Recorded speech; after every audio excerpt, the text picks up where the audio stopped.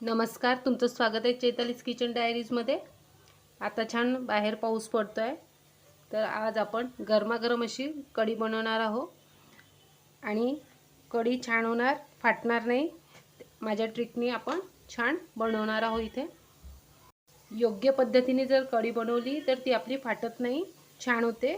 तर आता सर्वप्रथम आपण इथे साहित्य पाहून घेणार आहोत। मी इथे अर्धा लिटर ताक घेतलेला आहे। दह्याची पण करू शकता, पण ताकाची पण खूप छान होते। तर इथे मी ताक घेतलेलं आहे। त्यानंतर थोडं बेसन, त्यामध्ये टाकायला चवीनुसार मीठ, हळद, कढीपत्ता, मिरच्या आणि मेथी, हे सर्व साहित्य आपण इथे घेतलं आहे। सगळ्यात पहिले आपण जे ताक आहे त्याच्यामध्ये थोडं बेसन टाकून घ्यायचं। आता मी इथे 1 टेबलस्पून घेतलेला आहे, पण एवढं लागणार नाही, तर अर्ध टाकलेलं आहे, थोडंसं ठेवून द्यायचं। त्यामध्येच आपण चिमूटभर अशी हळद टाकणार आहोत आणि आपल्याला ताक पाहायचं आंबट आहे गोड आहे त्यानुसार थोडं मिठाचं प्रमाण व्यवस्थित, तर एवढं मीठ इथे लागणारच आहे, 1 चम्मच तर मी घेते आहे। आणि आता हे सगळं आपण छान रईच्या साहाय्याने फेटून घ्यायचं। याच्यामध्ये आपण बेसन, मीठ आणि हळद टाकून घेतलेलं आहे।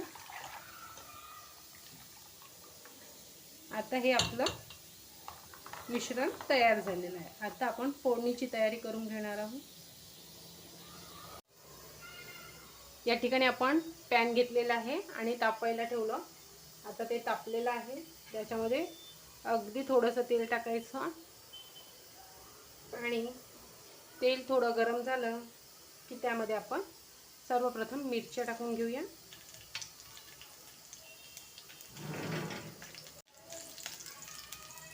मिरची तडतडायला लागली, कढीपत्ता आणि मेथी दाणे थोडेसे, आणि हे छान परतून घ्यायचं। आणि छान बाहेर पाऊस पडत असला म्हणजे कढी, मसाले भात, खिचडी सोबत हा बेत खूप छान होतो कढीचा।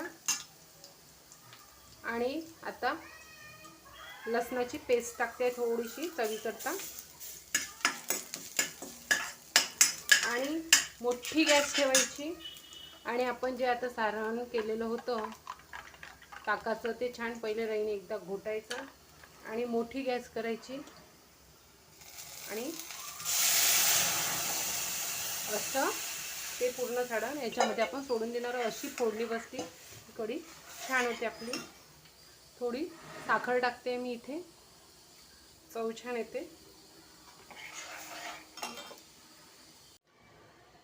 आता मस्त आपली फोडणी बसलेली आहे आणि आता याला एक छान उकळी येऊ देऊया।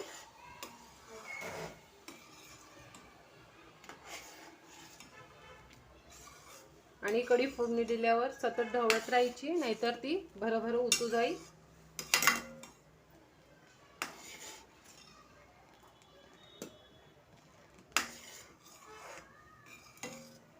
ताकाची पण कढी खूप छान होते, तर मी इथे ताकाचीच कढी केलेली आहे। तुम्ही दही फेटून ताक तयार करून त्याची पण कढी बनवू शकता। इथे छान एक उकळी आली। आता आपण गॅस थोडी स्लो करून देऊया, मंद, आणि मंद याच्यावर 3 ते 4 मिनिट छान शिजू देऊया।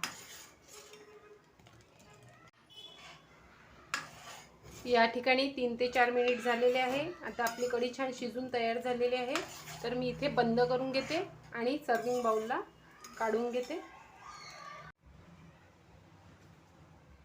तर या ठिकाणी आपली गरमागरम कढी तयार झालेली आहे। गरमागरम अशी कढी तयार झालेली आहे। इथे मी खिचडी केली आहे, मिरच्या तळून घेतल्या आहे आणि लसूण तळून घेतले आहे। जिरं लसूण छान खिचडीवर टाकते आहे। नक्की अशा प्रकारे कढी ट्राय करून पहा। जर तुम्हाला माझा व्हिडिओ आवडला असेल तर लाईक करा, शेअर करा, सबस्क्राईब करायला विसरू नका चैतालीस किचन डायरीजला।